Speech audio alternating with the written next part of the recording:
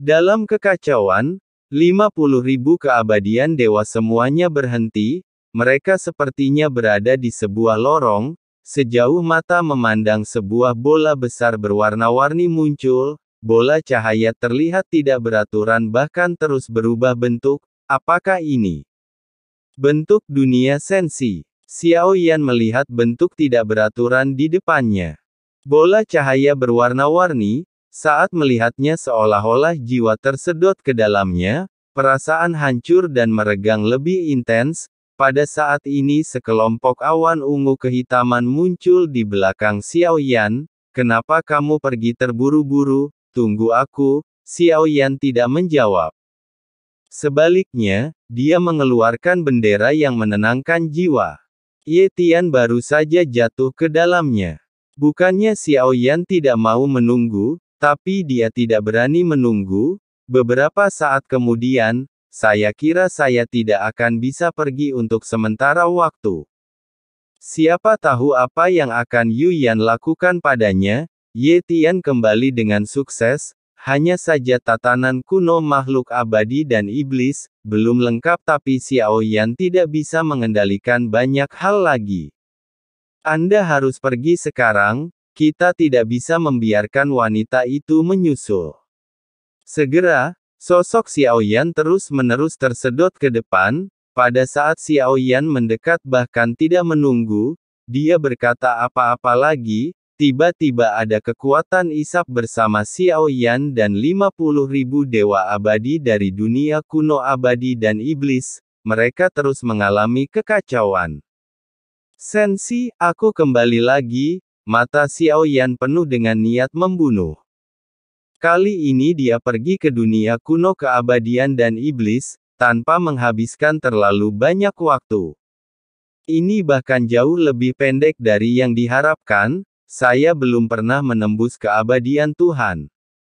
Tapi tiruan dari dewa asli telah menerobos ke alam leluhur, juga memiliki kekuatan untuk bersaing dengan keabadian Tuhan. Tapi apa yang sebenarnya memberi Xiao Yan kepercayaan diri untuk kembali ke sensi, adalah 50.000 dewa di belakangnya. Kali ini kembalinya Xiao Yan, masih sampai pada kehampaan laut barat setelah mendarat. Sejauh yang bisa dilihat Xiao Yan, bintang-bintang yang bisa dilihat semuanya gelap gulita. Momen kembali ke sensi, Xiao Yan langsung mendapat firasat buruk.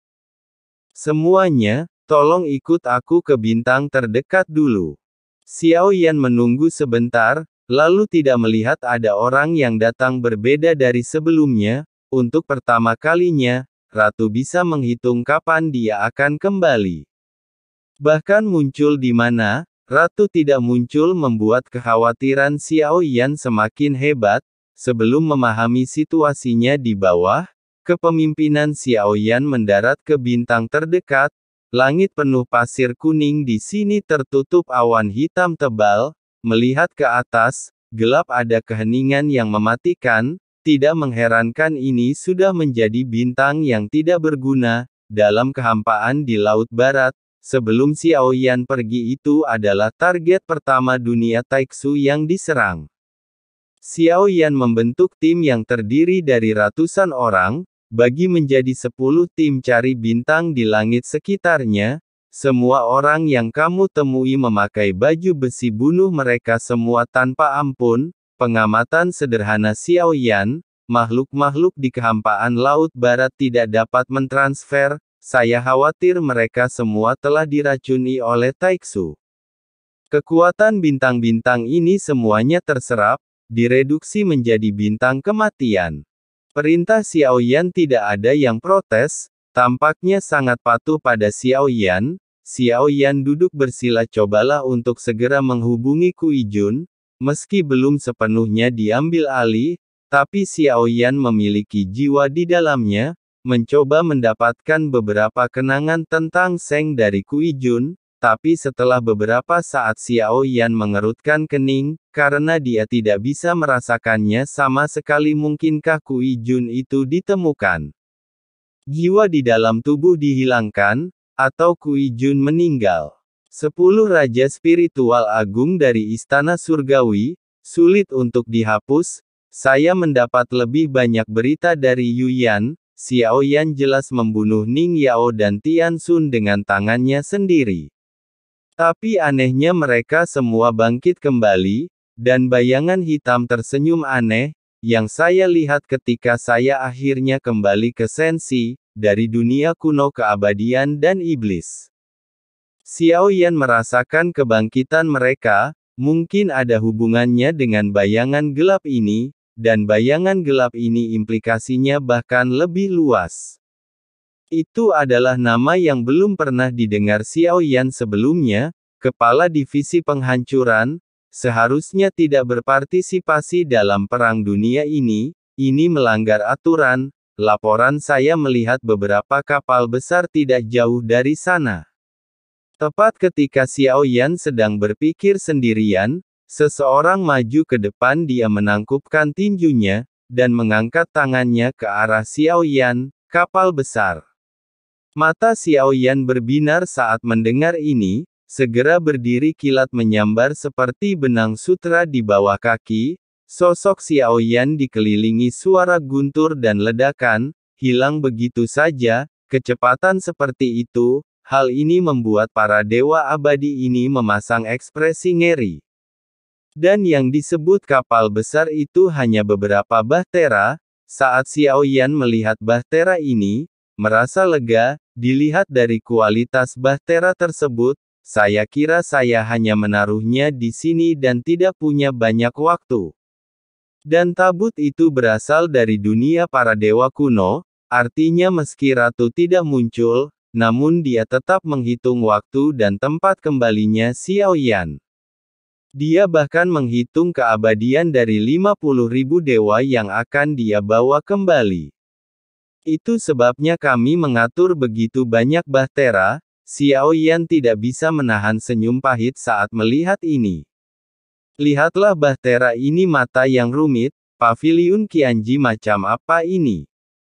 Ini hampir seperti Anda dapat memprediksi masa depan. Xiao Yan tidak bisa menahan senyum pahit. Saya tidak tahu bagaimana Ratu melakukan perhitungan yang begitu cerdik, sungguh luar biasa. Menunggu tim yang mencari kembali satu persatu, Xiao Yan menyuruh semua orang duduk di bahtera sebanyak 10 tim keluar, namun, kebanyakan dari mereka belum menemukan keberadaan prajurit Taiksu. Mungkin tidak ada nilainya di sini, bintang-bintang dan langit ini, telah menjadi bintang yang tidak berguna atau dunia akan runtuh, pantas saja tidak ada prajurit Taiksu yang muncul. Tempat ini telah ditinggalkan sepenuhnya, tidak ada nilainya lagi. Kemudian 50.000 dewa abadi menaiki bahtera yang diatur oleh Ratu.